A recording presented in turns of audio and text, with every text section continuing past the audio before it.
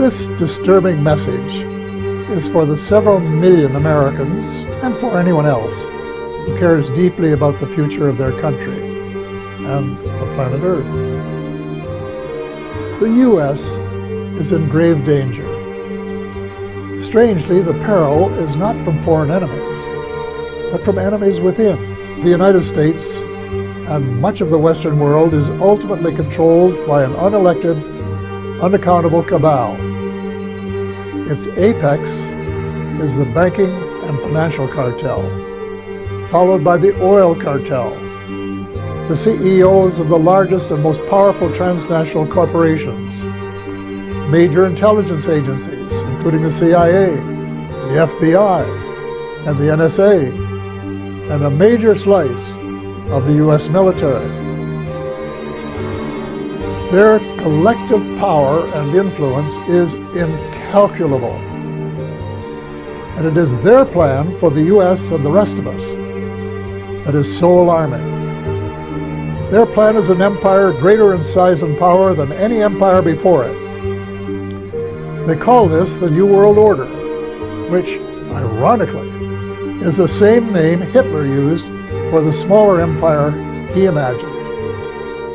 One sure thing, the New World Order will end all pretense of government of, by, and for the people. It will be a dictatorship of, by, and for a small minority of the rich and privileged elite. Most of my friends, both American and Canadian, tend to agree that the world is in a state of crisis. But very few are aware that the problems are not natural phenomena. They have been engineered by a very tiny elite group of rich, ruthless, and power-hungry people who have been deliberately keeping the majority of decent, hard-working taxpayers totally in the dark. The so-called black budget has never been shown to the public until now. Since 1996, the Pentagon has spent $8.5 trillion in taxpayer money that has never been accounted for. Every year, hundreds of billions of Pentagon dollars go missing, not because of fraud, waste, or abuse, but because U.S. military planners have appropriated it to secretly develop advanced weapons and fund clandestine operations. A shadowy government with its own Air Force, its own Navy, its own fundraising mechanism, and the ability to pursue its own ideas of the national interest, free from all checks and balances, and free from the law itself. Senator Daniel Inouye is speaking about the Unacknowledged Special Access Programs, or USAPs, an entity that uses taxpayer dollars, but is not beholden to domestic laws. Unacknowledged Special Access Programs are not to be confused with special access programs that are acknowledged. Edward Snowden, for instance, disclosed, among other things, a program called PRISM, but PRISM was acknowledged, meaning the President, Congress, and key members of the intelligence community knew of its existence. USAPs, on the other hand, are small, top-secret compartments whose very existence is not known by anyone outside the compartment. A Department of Defense manual describes USAP as follows, quote, unacknowledged SAPs require a significantly greater degree of protection than acknowledged SAPs. A SAP with protective controls that ensures the existence of the program is not acknowledged, affirmed, or made known to any person not authorized for such information. All aspects, technical, operational, logistical, are handled in an unacknowledged manner. End quote. This means that no matter who it is, high-ranking official or otherwise, if one were to ask about such a program, one is authorized and required to deny its existence entirely. It is ironic that the U.S. should be fighting monstrously expensive wars in Iraq and Afghanistan, allegedly to bring democracy to those two countries, when it itself can no longer legitimately claim to be called a democracy, when trillions, and I mean thousands of billions of dollars have been spent on projects about which both the Congress and the Commander-in-Chief have been kept deliberately in the dark. And what kind of operations would require such monumental secrecy? The Manhattan Project gave us the atomic bomb. The Genome Project gave us the human genome. the third great initiative, the Connectome Project, to map the entire human brain. And that may take a quantum computer. And this means that in the future, communications could be done mentally. What I'm saying is that the internet will be replaced by BrainNet. For a long time now, neuroscience has been decoding and reprogramming the brain. In chimpanzee Batty, brainwaves telemetered from the left and right amygdala were received and automatically analyzed by an online analog computer. This instrument was instructed to recognize a specific pattern of waves. The computer was also instructed to activate a stimulator. Each time the waves appeared, radio signals were sent to Patty's brain to stimulate a point known to have negative reinforcing properties. Electrical stimulation of one cerebral structure was contingent upon specific EEG patterns in another area of the brain. Technology has always brought man to the front of a new era. Old religions die and new religions are born. And now we all have arrived at a turning point in history. The military, they pioneered the internet, DARPA, and now they are pioneering our interface to our brain. And if you think the internet is big, if you think blockchain is big, this is going to blow it all away.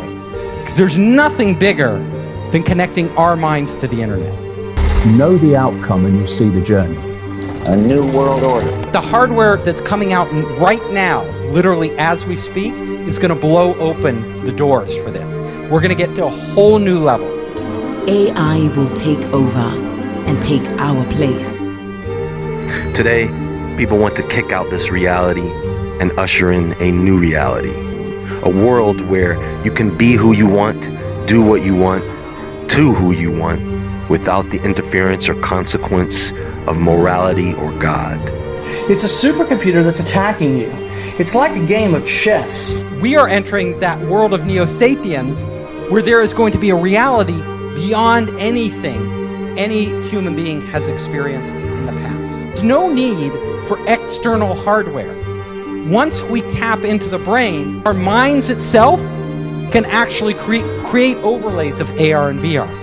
It's so seamless, the technology disappears. You know what I do?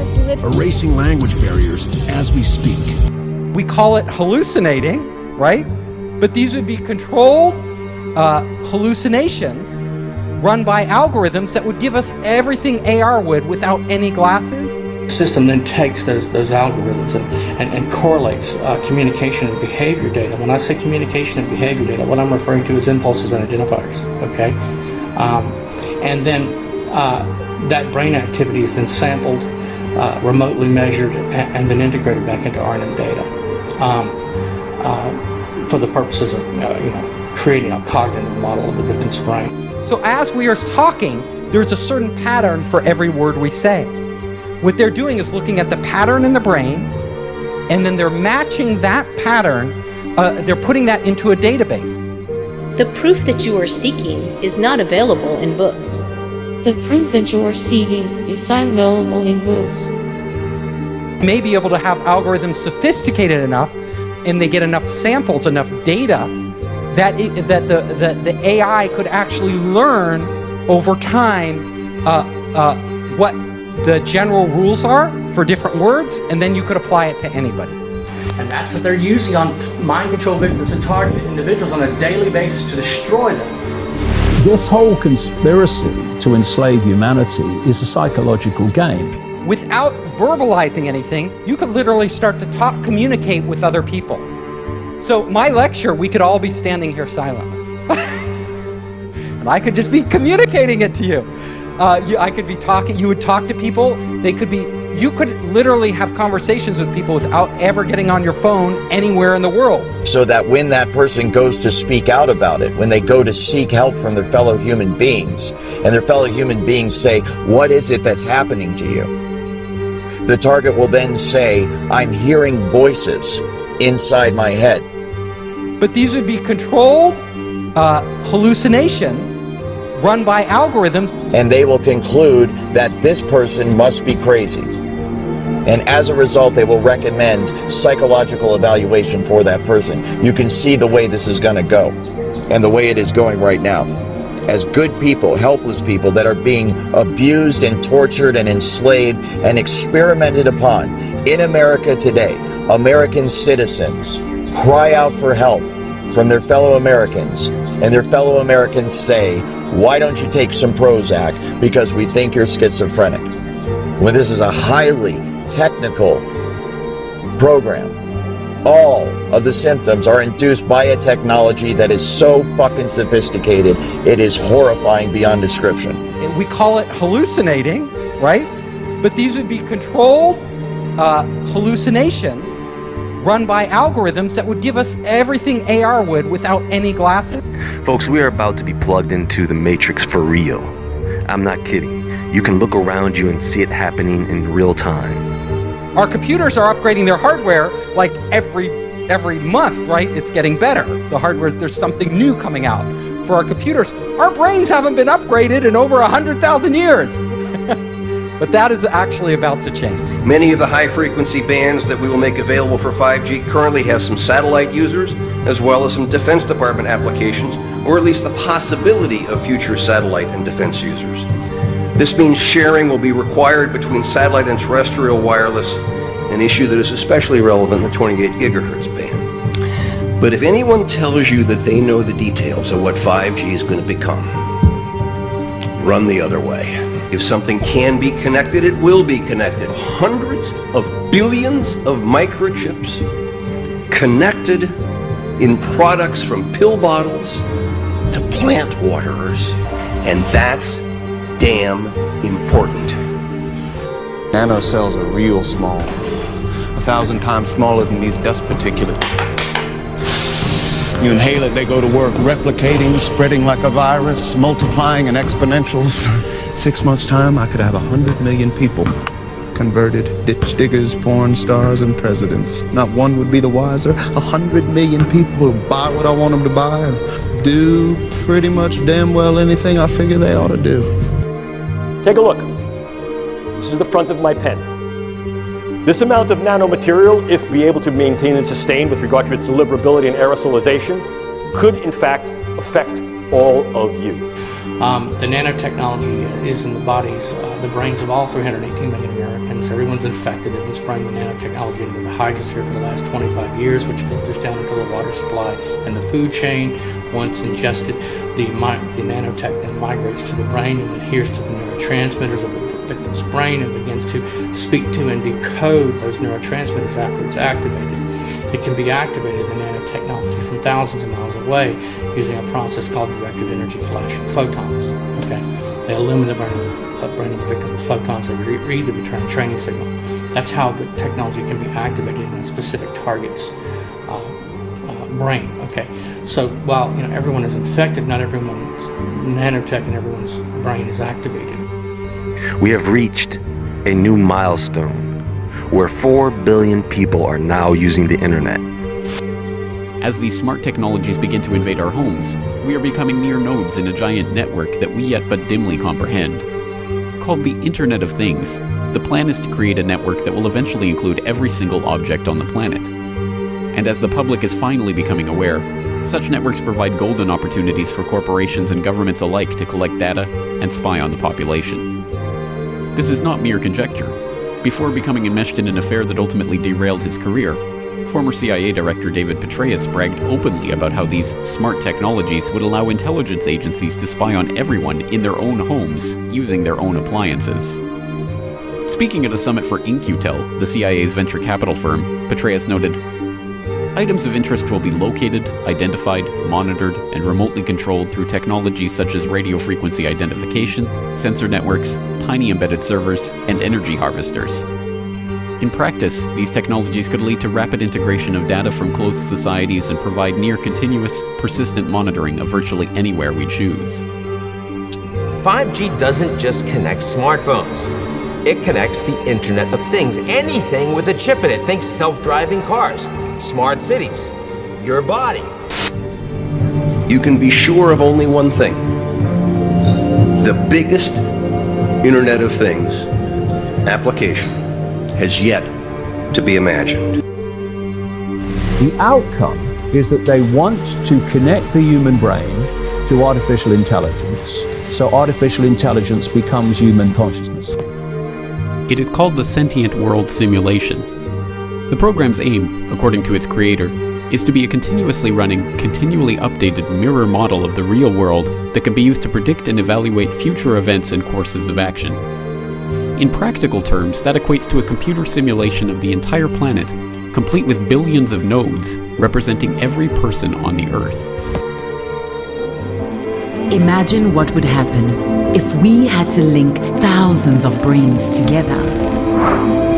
Just like nature creates a superior intelligence by forming flocks, schools, shoals, and swarms, we could create the brain of brains, the world's first ever human quantum computer.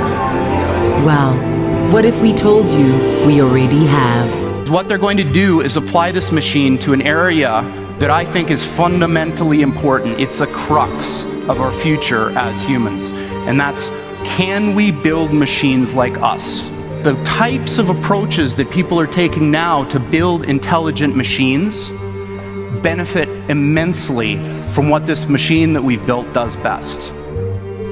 So what this center is about is applying this beautiful new computational idea in the service of trying to make intelligent machines.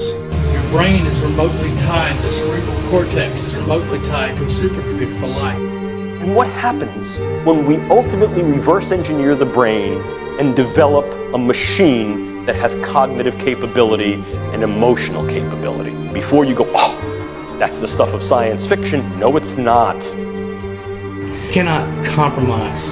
You cannot negotiate. You cannot surrender to a computer. It will continue to do what it is programmed to do. Linking brains to machines and creating machine brains. Is that something we can handle? Mind transfer, mind copying, whole brain emulation, etc. for the purposes of training, research, and development. Stuff of science fiction? Yep. It's called the information injection feedback loop. It's bidirectional, so they can upload, download at the speed of light. The system can, the supercomputer can. This information injection feedback loop, this NEURALLINK in the victim's brain and the supercomputer. Linking brains to the internet and data clouds that make an unlimited amount of information available to us all the time. Yeah, we can do these kind of things. Your brain is remotely tied, the cerebral cortex is remotely tied to a supercomputer for life, which monitors and manipulates all electromagnetic activity of the victim's brain. A machine that has cognitive capability and emotional capability. Literally uses the first person singular I and tells us how it feels. A real, live, breathing, sensitive, and responsive entity, just like Pinocchio becomes a boy. If I stood before you 3 years ago and I told you this, I'd be like, here's science fiction that should start out with once upon a time. Not science fiction anymore. The ultimate issue, can we handle it? Can we handle the truth that these neuroscientific questions may foster? Can we handle the answers? Can we handle the unknowns? What do we do with that? Is that something we can handle? And even if we can, how are we going to handle it? This is that interesting point where neuroethics becomes NELSI. Neuroethics, legal, and social issues in interaction. And there are many. This is an article from 10 years ago. Sentient World, War Games on the Grandest Scale.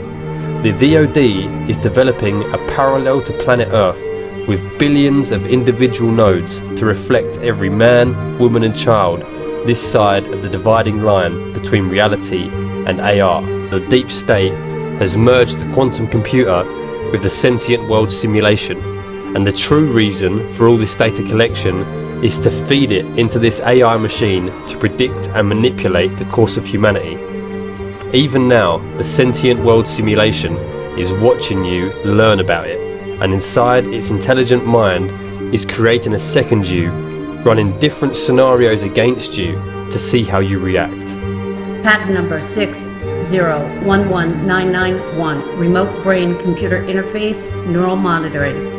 This invention relates to a system and method where brain activity of a particular individual is monitored and transmitted in a wireless manner, i.e. via satellite, from the location of the individual to a remote location so that the brain activity can be computer analyzed at the remote location, thereby enabling the computer and/or individuals at the remote location to determine what the monitored individual was thinking or wishing to communicate.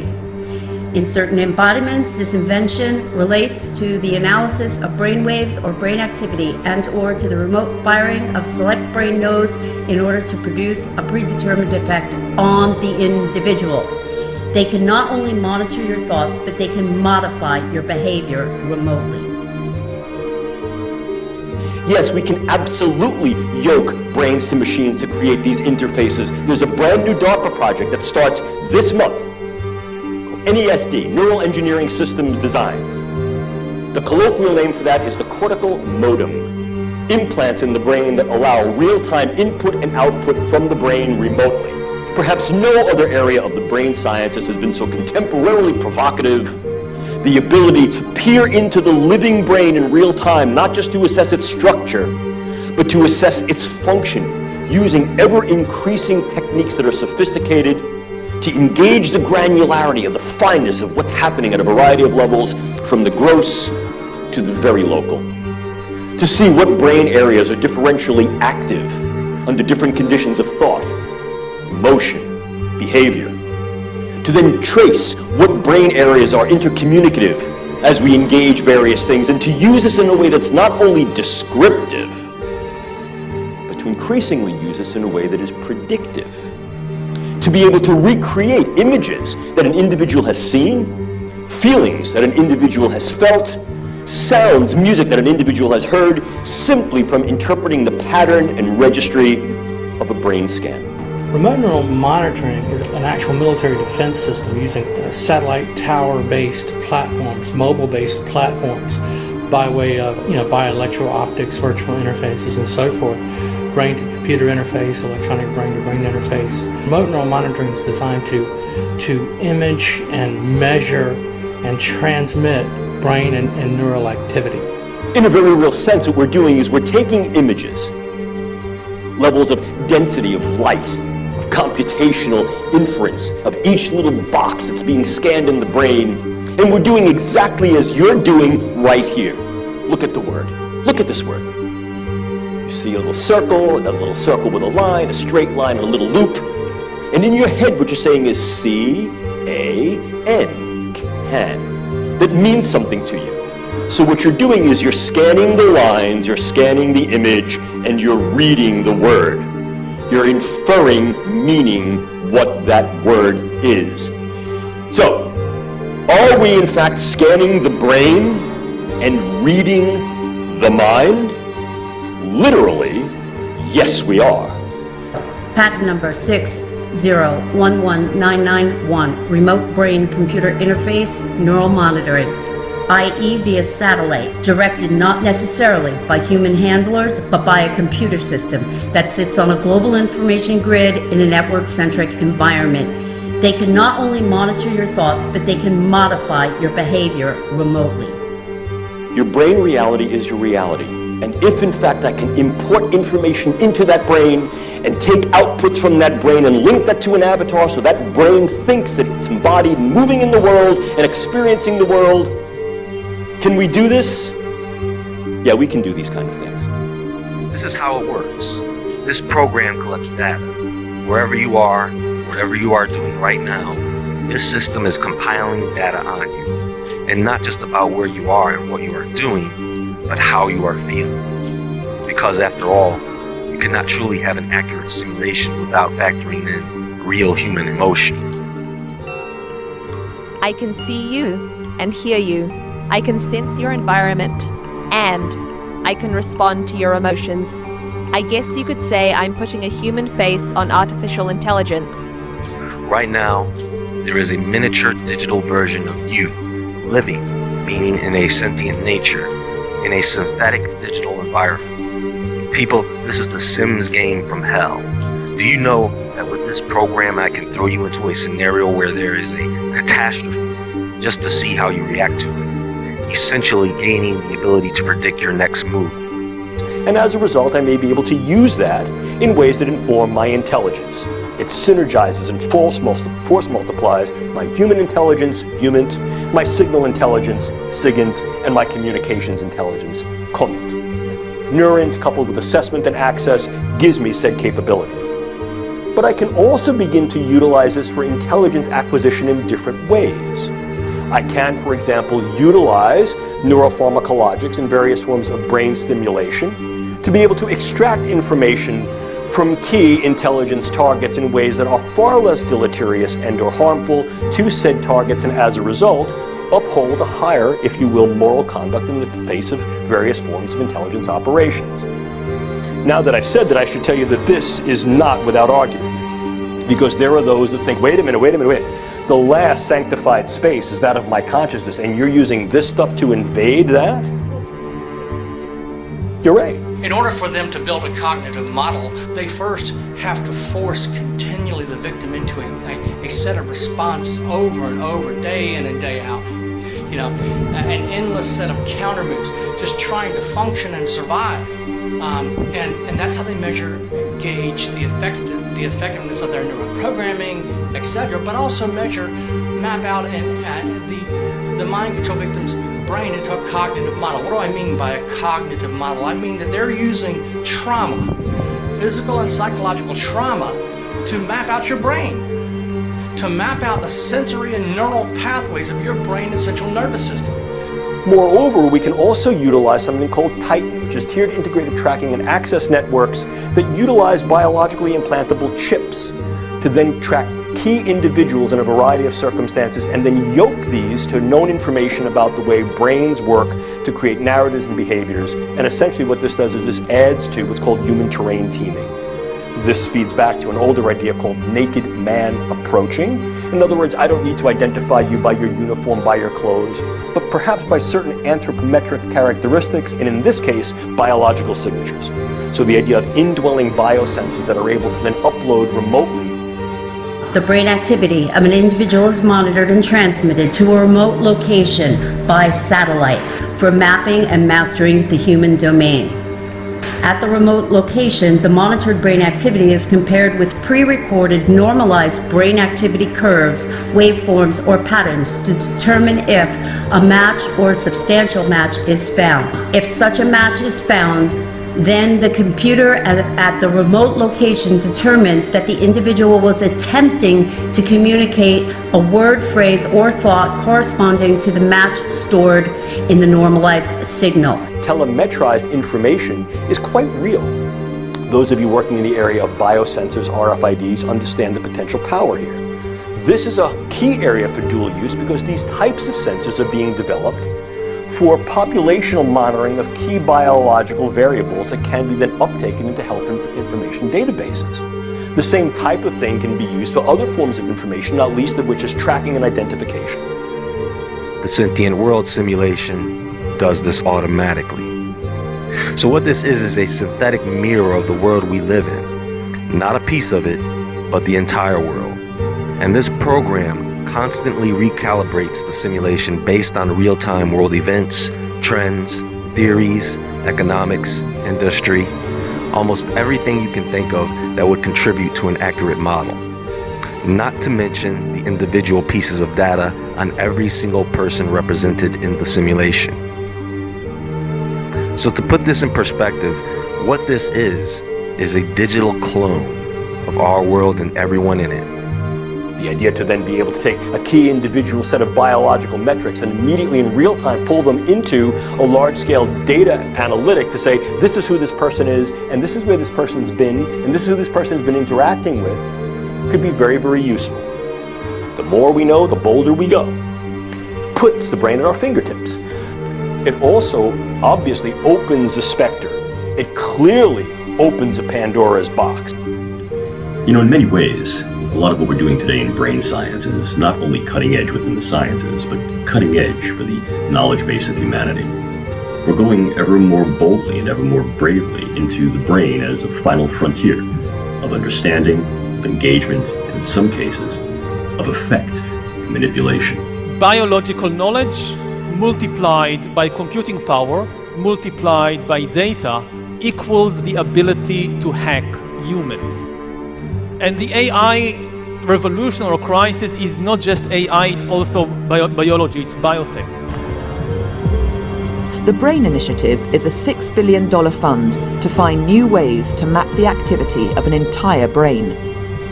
Leading neuroscientist Professor Raphael Just was at the front of the queue for funding. We're not talking about data privacy. This is much worse. We're talking about the contents of your mind. And maybe I'll explain what it means, the ability to hack humans, to create an algorithm that understands me better than I understand myself, and can therefore manipulate me, enhance me, or replace me. The goal of the BRAIN Initiative is precisely to build methods to read and manipulate the activity of neural circuits. I'm a former naval officer. I'm a graduate of the United States Naval Academy. I have a degree in control systems engineering. I worked as a surface warfare officer in electronics warfare and nuclear engineering jobs. While I was in the service, I found out there's an ongoing, non-consensual human experiment, and it's testing a human-machine interface weapon. And of course, part of that program is Obama's BRAIN Initiative, a multi-billion-dollar program. DARPA's got a huge chunk of that. $1 billion to map the brain. But you see, once you map the brain, then you can begin to connect the mind to computers. The new program is called Neural Engineering System Design, or NESD, which aims to develop an implantable neural interface connecting humans directly to computers. Philip Elvalde, NESD manager for DARPA, said its goal was to upgrade the tools that we have to really open the channel between the human brain and modern electronics. At the moment, human-computer interfaces are able to connect between 100 and 1,000 brain neurons to a machine at a time. DARPA aims to refine this technology to connect individual neurons. This would give much finer control, reduce noise, and speed up communications between a human and a computer. So basically, they look at you as essentially a computer that they can hack. That's why they're talking about brain hacking. That's why they're talking about their RAM program. You should be very concerned. If they were genuinely concerned about medical issues, and of course, that's not at all what the Defense Department and DARPA are focused on. They're about creating war machines, okay? They're not about doing medical research. If they had any real concern about the veterans, they would be doing something for them in just ordinary care at the VA. So you should be very skeptical of anything that they tell you. If they do come up with a treatment, will they make it available to the vets? I seriously doubt it. They're always saying they're going to do that. We should remember the history of what they did to World War II veterans with PTSD. They gave them lobotomies. DARPA's website confirms the news, also citing that among the program's potential applications are devices that could compensate for deficits in sight or hearing by feeding digital, auditory, or visual information into the brain at a resolution and experiential quality far higher than possible with current technology. Considering that DARPA's research has an end goal of military application, it's not hard to imagine where that could be used. And of course, they're being joined by Lawrence Livermore National Labs. They have, get this, high-fidelity neural recordings. They're trying to do everything they can to map and to record your memory. It's not enough for them to record all of our metadata, not enough for them to record all of our phone conversations, as the former head of the NSA said. He said they want total population control. That's how you do it with these brain projects. Out of disclosure, some of the work that I'm doing here today is funded by the Lawrence Livermore National Laboratories. I'm also funded by the European Union Human Brain Project, specifically the Sub-Project 12, where I'm a task leader for dual-use brain science. And I've also done some ongoing work with the Strategic Multi-Level Assessment crew over the past 10 years at the Pentagon, at Dr. Kabayan's group, and with DARPA. The brain is not a large organ. It literally fits in the palm of your hands. And more and more contemporary brain science is putting the brain, its functions, consciousness, the mind, emotion, behavior, at our fingertips. If we look at an organ that fits in the palm of our hands as the brain does, within its folds, crevices, within its depths, and billions of cells and trillions of connections, is every hope you've ever had, every dream, every nightmare, everything you love, everything you hate, everything you remember, everything you'll plan to be, from birth to the grave. And more than that, perhaps more expansively, the organ that fits beneath our skulls and here within the palm of our hands, is the essence of everything that humanity has ever done and will ever be.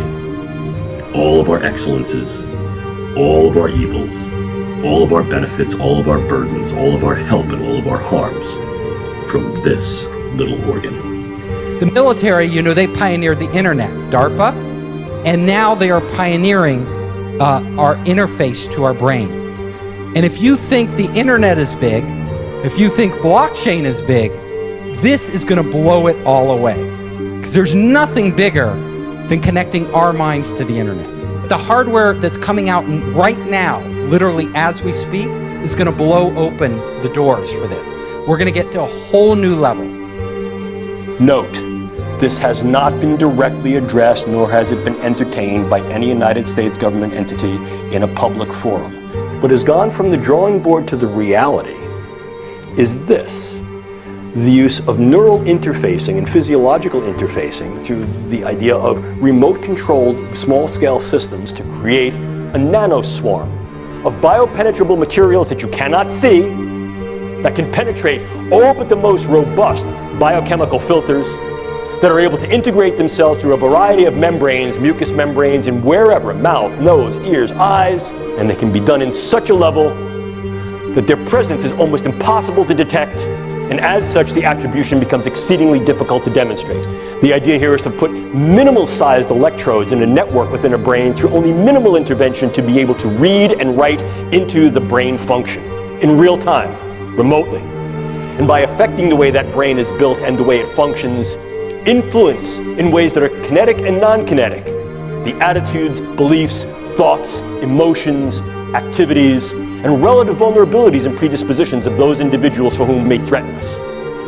It used to be that I need to be exceedingly close to someone to now influence them with a weapon, and now what we see is we create both distal potential as well as much more capable potential to affect them in a variety of different ways. All of us speak to ourselves in our head.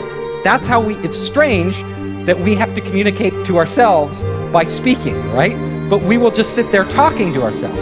So as we are talking, there's a certain pattern for every word we say. What they're doing is looking at the pattern in the brain, and then they're matching that pattern, they're putting that into a database. If you think of those words, and the beauty of this is most of the words in the dictionary we don't say, but a subset of these words, actually a small subset, we use all the time. So if you can match the patterns in somebody's brain to the patterns in the database, you can literally start to read their mind. Every time a word comes up, you know it. Oh, that word came up for that individual. Now, will the patterns be identical in every person? Probably not, though the information will be stored in slightly different places. But it wouldn't take long for you to train a machine to read your mind. Now, that's just the beginning. They may be able to have algorithms sophisticated enough, and they get enough samples, enough data, that the AI could actually learn over time what the general rules are for different words, and then you could apply it to anybody. See, nanocells are real small, 1,000 times smaller than these dust particulates. You inhale it, they go to work replicating, spreading like a virus, multiplying in exponentials. 6 months' time, I could have 100 million people converted, ditch diggers, porn stars, and presidents. Not one would be the wiser. 100 million people will buy what I want them to buy and do pretty much damn well anything I figure they ought to do. We will have nanobots that we can feed into our brain that directly connect to the cloud. We will connect wirelessly our neocortex to the cloud. This will replace the internet. It'll become a brain net. And the whole agenda is for humanity to have technology put inside the body, inside the brain. Nanotechnology will connect the human mind to the cloud. In a way, the future shapes the now. Think of a world where all things are connected, a world with artificial intelligence everywhere. This is the vision that leads us to the cloud. The cloud has become a force of its own.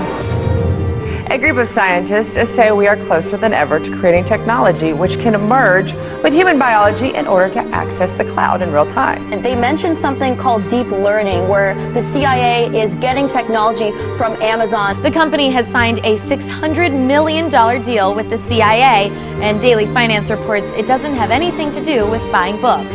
Amazon will help the agency build a private cloud infrastructure to keep up with emerging technologies. This deal would be a game changer for both the CIA and Amazon. Bloomberg reports the pairing would innovate new uses for cloud technology. This level of technology could include brain-to-brain interfaces, brain-to-computer interfaces, and specifically brain-to-cloud interfaces. Technology linking the brain to the cloud could drastically alter the state of communications between humans and machines. The senior author of the study noted that once inside the brain, the devices would then wirelessly transmit encoded information to and from a cloud-based supercomputer network for real-time brain state monitoring and data extraction. Essentially, the CIA is attempting to use artificial intelligence, AI, and that's where all the focus, by the way, of these tech companies is right now, is into artificial intelligence to really control the population. And I know it sounds so Orwellian, it sounds science fiction even to say these things, and yet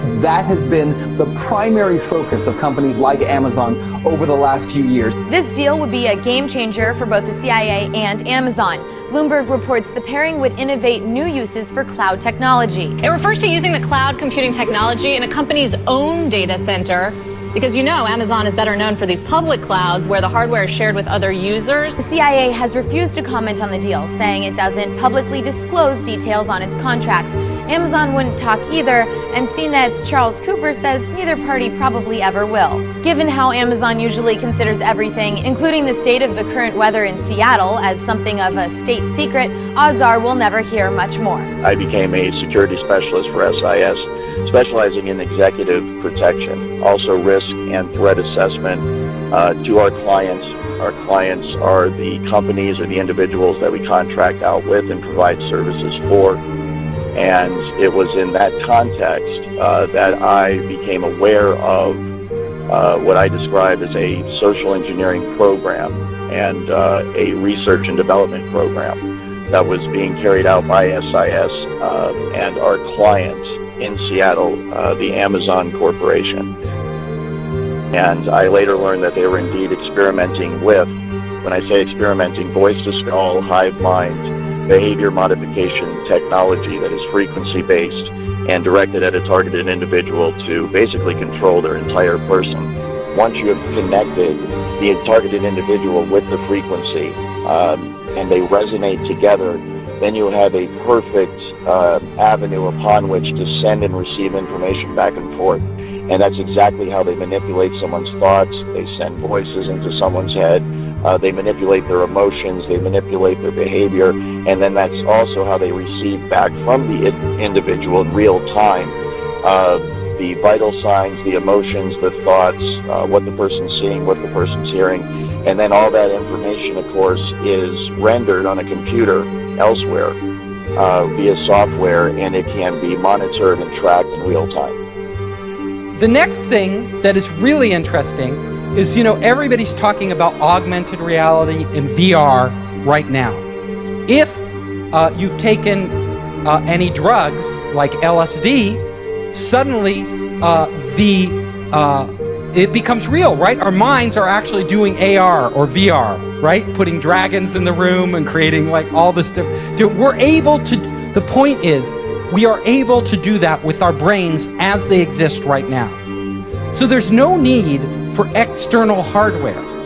Once we tap into the brain, our minds itself can actually create overlays of AR and VR. If we have algorithms that stimulate the right things and give it the right data, we could literally see a screen pop up, and we call it hallucinating, right? But these would be controlled hallucinations run by algorithms that would give us everything AR would without any glasses, without any contact lenses. This technology can be used to beam images and even motion pictures into one's brain. Images and motion pictures that are so realistic that you think you're actually watching a movie or seeing something in reality. It's like a virtual reality 3D rendering that takes place within the target's mind. Let's imagine that we could take our brain out of our body and keep it alive in a glass box. Then let's get a computer filled with information related to a particular setting, such as image, sound, and smell.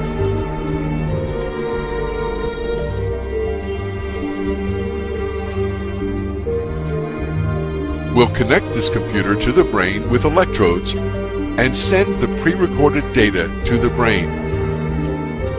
As our brain receives these signals, it will see and live the setting that the computer is transmitting. We could also send signals to the brain from this computer about our own image. For example, we could send the electrical information, such as the sight, hearing, and touch, that we would experience while sitting at a desk. Our brain would perceive that we were a businessman sitting in his office. This imaginary world would continue as long as the information kept coming from the computer, and we would never realize that we were actually a brain sitting in a glass box. You can imagine us entering entirely living in the real world as we do now, and also living in this virtual world where they are combined right inside our minds. Now, our minds are so amazing, because did you know, when you are looking at me now, when you look at me now, that what you are seeing is not really me. Now, what you are, your eyes are not, your brain, it's not like a video camera. You're not getting a video feed. What you are doing is you are getting a sense of the room, and your brain is recreating it in your head. So even the reality, and if you read enough books on the brain, which I've read way too many, you will understand that our minds are actually creating reality. And a lot of times, you know, you'll look and you'll see something, and then you'll look again and it'll be a little different, the color or something else. It's because your brain is always changing it based on what it expects to be there. And that's because it's slow. Things are slow. Getting information in and out is slow. And your brain needs to react quickly. And it requires a lot of processing power.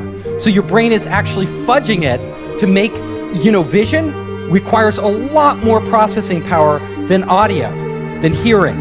So your brain, like what you hear is closer to reality than what you see, because your brain is filling in all the gaps between what is there, in reality, and what your brain expects to be there. So my point is that as this technology emerges, we will be creating our own new realities.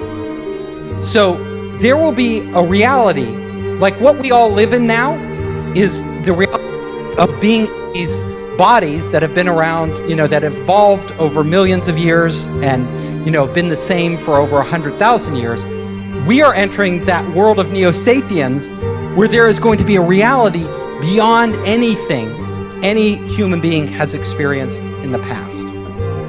Patent number 6011991, remote brain computer interface neural monitoring, i.e. via satellite, directed not necessarily by human handlers, but by a computer system that sits on a global information grid in a network-centric environment. They can not only monitor your thoughts, but they can modify your behavior remotely.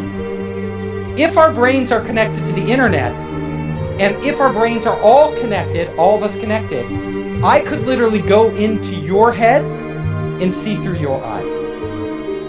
So all of a sudden, like for a day, a lot of us, because you're entrepreneurs, think it would be cool to go inside Elon Musk's head for a day and walk around. Well, Elon Musk may allow people to get that feed and literally live through what he sees. This technology can also tap into the optical nerve of the target and the auditory system of the target, so that those monitoring the target can see what the target is seeing and hear what the target is hearing.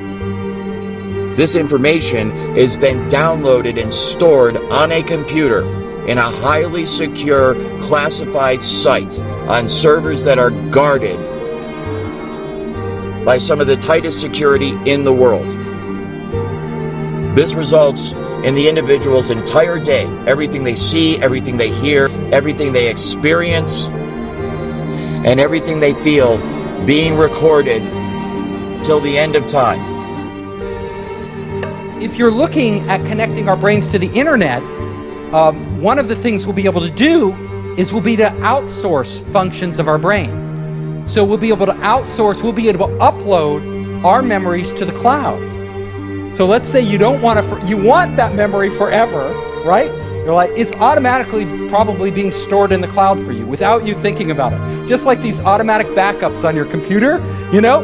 Everything, there's a copy and there's redundancy and there's like many versions. I was previously at the Institute for Neurocomputation at UCSD, as well as with a number of members of my team, and we were focusing really on brain-computer interfaces and on advanced methods for neural state decoding to interpret the signals that come out of our brains and relate them to behavior and cognition. So we provide a RESTful API framework. Actually, we're, I think, the world's first platform for neurocomputation operating on the cloud through a web API interface in real time. So you can push your biosignals to the cloud through a few API calls. Then we have a large amount of sophisticated signal processing that's spun up to make sense of that data. And then with a few more lines of code through, again, a simple REST API, you can get back a meaningful result. And all that happening in real time. It's a scary proposition to think that every biosignal from us will be one day measured, but if it is, I'd like to know that I'm in control of that data and not the NSA. Oh, absolutely. Catherine Herridge continues her reporting on a place where all that data is heading. Bluffdale, Utah, 25 miles south of Salt Lake City, the NSA is nearing completion on a gargantuan new project.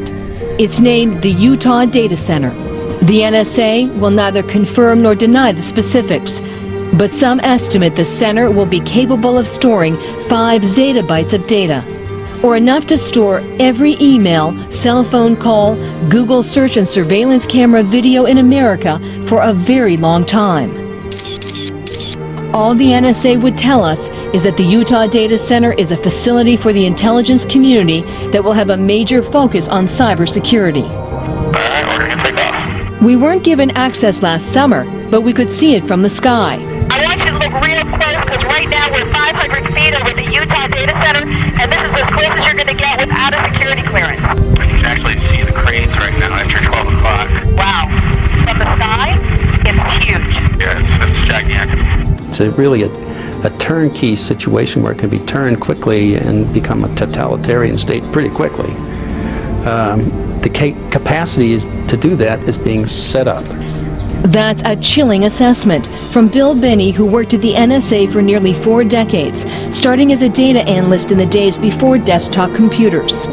Without verbalizing anything, you could literally start to communicate with other people. So my lecture, we could all be standing here silently. And I could just be communicating it to you. I could be talking, you would talk to people, you could literally have conversations with people without ever getting on your phone anywhere in the world. You know, goodbye WeChat or Google Hangouts. We could all just be on our brainwaves, right? Communicating with our friends, they could be dropping in on us. Very strange if we think about it. So that when that person goes to speak out about it, when they go to seek help from their fellow human beings, and their fellow human beings say, what is it that's happening to you? The target will then say, I'm hearing voices inside my head. But these would be controlled hallucinations run by algorithms. And they will conclude that this person must be crazy. And as a result, they will recommend psychological evaluation for that person. You can see the way this is going to go, and the way it is going right now. As good people, helpless people that are being abused and tortured and enslaved and experimented upon in America today, American citizens cry out for help from their fellow Americans, and their fellow Americans say, why don't you take some Prozac because we think you're schizophrenic? Well, this is a highly technical program. All of the symptoms are induced by a technology that is so fucking sophisticated, it is horrifying beyond description. We call it hallucinating, right? But these would be controlled hallucinations run by algorithms that would give us everything AR would without any glasses? The system then takes those algorithms and correlates communication and behavior data. When I say communication and behavior data, what I'm referring to is impulses and identifiers, okay? And then that brain activity is then sampled, remotely measured, and then integrated back into RNN data for the purposes of creating a cognitive model of the victim's brain. But as soon as we connect our to the internet, emotions are also data. We could start literally to feel somebody else's pain. Now we say, I feel your pain. We don't really feel their pain. But in the future, we may actually really feel their pain. Like if they're sad, all of a sudden we could tap in, to your wife or girlfriend or boyfriend, and you could be like, oh my God, I feel your pain. I feel your anxiety, This technology can also be used to manipulate the emotions of the target. It can induce fear, love, hate. It can cause you to be nervous. It can cause you to be confident. It can cause you to be depressed. It can cause you to be happy. It can cause you to feel any fucking emotion at any time by artificially inducing them. So, like any technology, there are great things we could do, and then there are very horrible things that could result from it that are unanticipated. Now, if somebody hacks into your cell phone or your bank account, they can steal your identity. But it's not your real identity. It's more like your money. And that's bad enough, right? That's pretty bad if you get hacked and they steal your, they do identity theft. But if they're connected, if your brain is connected directly to the internet, then it will be real identity theft. They could take you. They could literally erase you. They could reprogram you in a way without you even knowing it.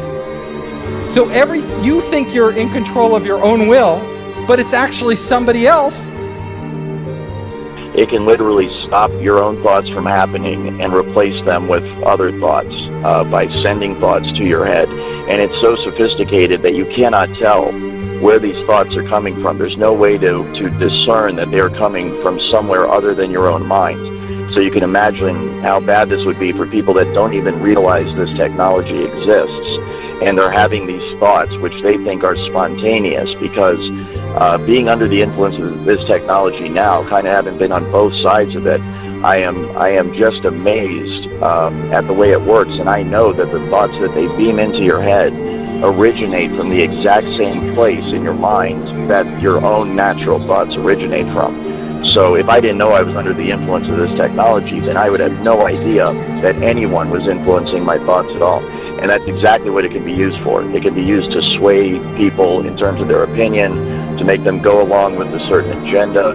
It can be used to turn groups of people or individuals against each other for whatever purpose. And who do we trust with this technology? Well, apparently not Mark Zuckerberg. He didn't do that good a job at protecting our data. Do we trust a government? Do we trust Donald Trump? Who do we trust? Yeah, decentralized, a blockchain, right? You're going to have technology that protects us. Technology which really doesn't exist today, and it has to be so foolproof, and we have to have so much faith in it that we're willing to open up our brains to that potential of being hacked. So my final slide here is that, our future could go two ways, right? We could literally create heaven on earth. So we are all one giant being and we are all working in unison and we are experiencing these amazing things. Or it could be hell, where there's some evil AI or evil people controlling everything we do and we're more like zombies, where we don't even know it. Like we think we're free and we're not actually free. One of the things I'm concerned about is the technology as it's being researched and developed in Seattle utilizes emotion manipulation and behavior manipulation without the game stalking and without the voice to skull aspects. And so this use of the technology can be done very covertly to the point where the person it's being used against will not know that this technology is being used against them. And that is one of my main concerns and one of the reasons why I want to bring more light to this technology and to this issue, because this technology could potentially be being used against tens to hundreds of millions of Americans every day.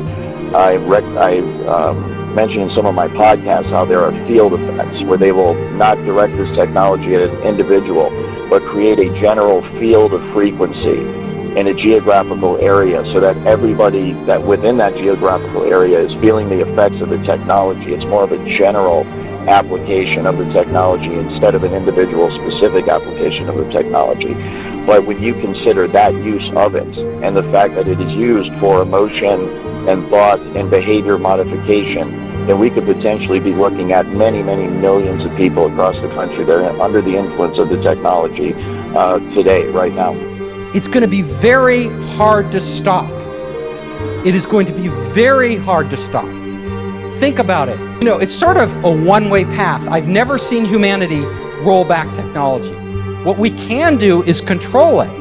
So like with nuclear weapons, we barely kept those in control, you know. With other weapons, not so much, like chemical weapons. But we need to start talking about this now. Every single man, woman, and child in the United States of America will be under the influence of this technology. And as you can see going forward, what's going to happen is a dividing line is going to be drawn in America. And it's not going to be Democrat or Republican or black and white, rich, poor, you know, Jew, Gentile, religious differences, whatever it is. It's going to be based on who is on the right and the wrong side of this technology, who is on the right and the wrong side of this program. And so if you are not a part of this program, then there is a very real risk that you are going to become a full-blown 24/7 targeted individual. And this technology at that point, when it is nationwide, will be used by automated computer, supercomputer software programming that will manipulate the emotions and behavior and the thoughts of everybody in the United States of America. And it can all be done remotely. It's very much like the microchip kind of tracking the New World Order, this entire, you know, control grid that's supposed to be rolled out against the American people someday. And I'm here to tell you that it's already here.